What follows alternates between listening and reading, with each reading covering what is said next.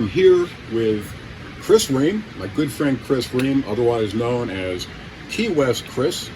Chris is a singer-songwriter here in Key West and also a published songwriter in Nashville with McClure and Trowbridge. McClure and Trowbridge in Nashville, as well as with Millennium Production Music in London, England. So, welcome, Chris. Thanks for having us, Dave. Great to have you here. You know, we've known each other for a while now. We've known each other for a few years, but I don't think that I've ever asked you how long you've been in the singer-songwriter business. I've been actively writing songs for 30 years. I did before that. I had several songs out.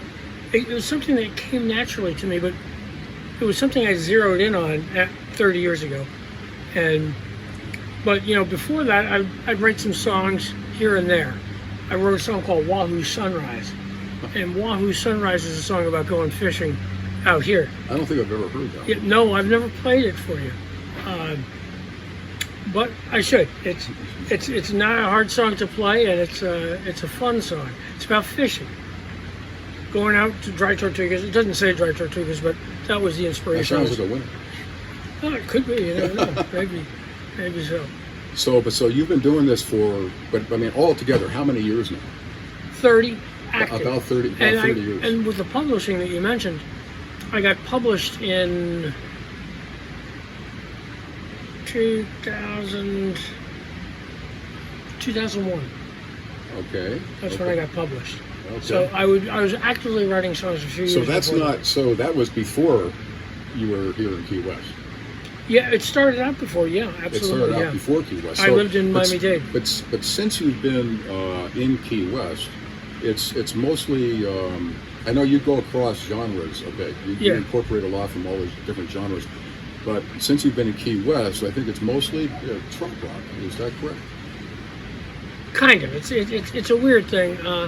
My music's a lot different than most other trop rock performers. I live in Key West and I write about Key West.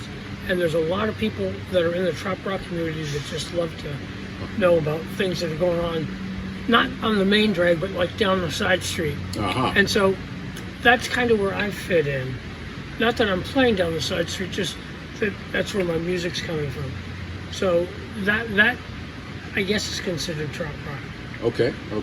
So well, that's interesting. So let me throw this one at you. Let's approach this from a different angle. What were the last, say, 5 artists that you've listened to recently? Okay. What's her name? Buenos. Oh, I'm forgetting the name. They do the song Can Can. Uh-huh. Buena Vista Social Club. Buena Vista Social Club. Listen to them. Right. Listen to Miles Davis, Wes Montgomery, the Grateful Dead. A couple of jazzers in there. Oh yeah, you know, one thing I don't want to do overall is be listening to the genre I'm in. Ideas will float into your head, and it'll be just a reproduction of what somebody's playing. So I want to stay away from that. I want my stuff to be able to stand on its own. Right. But I didn't hear you mention any trop rock artists in that list of people that you mentioned. I don't know. I couldn't say if Jimmy Buffett is a trop rock artist or not. Okay. I don't think he is. He was more of an everything person. You know, he played Caribbean. He played all kinds of different genres, which is kind of like the way I am. I'm always playing different genres in the tropical setting of what we have here. So I know. I find it really interesting that you mentioned a couple of jazz players in there. You mentioned Miles Davis, Wes Montgomery. I mean, John Coltrane. Is the connection to Wes Montgomery more because of his guitar playing, or is it purely the music? Purely the music. Because I could never. I kind of use his octaves. Wes Montgomery's the one who discovered the octaves, and I use them.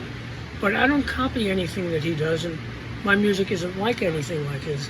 But I'll be listening to something like him, or Spyro Gyra, or Miles Davis, and I'll get ideas for listening to them. Well, the interesting thing about Miles, of course, is that when you talk about Miles Davis, you'd be saying, which era was that? Was it his bebop Yes, era? yeah. Was that the cool jazz era?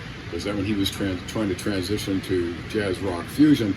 So, in a way, you've got something in common with him because your music spans so many different fields and so many different genres. Yeah. You know, that being said, I do think it's a unique feel, you know, and a unique sound.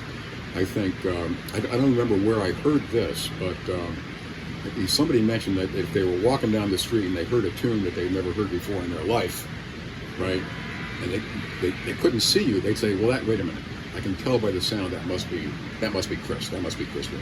Yeah, that was our friend Ed. Okay. Yeah, oh, that's okay. our friend Ed. Okay, very Thank good. you, Ed. Yeah, so and my, you know, what I've noticed whenever I see you perform and I see you perform with Dany, one of the unique things about your music, whether you're doing originals or if you're doing you know, these covers, is that you'll get people to come in and sit down and start watching at 6 o'clock in the evening, and they're still there at 9 o'clock, and they're still engaged.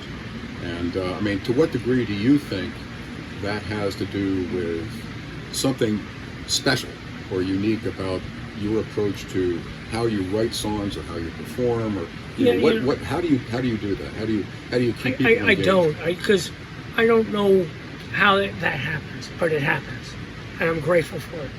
Of course, we have Dany, and Dany has the voice of an angel. She's also, on a scale of 1 to 10, a 10 as far as a songwriter goes.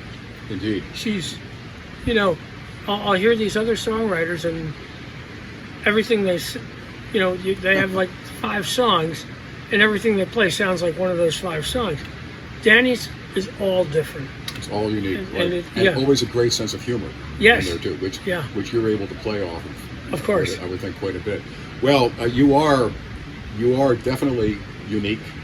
You are a very memorable artist, and you are certainly a fixture and a key part of Key West. Thank you.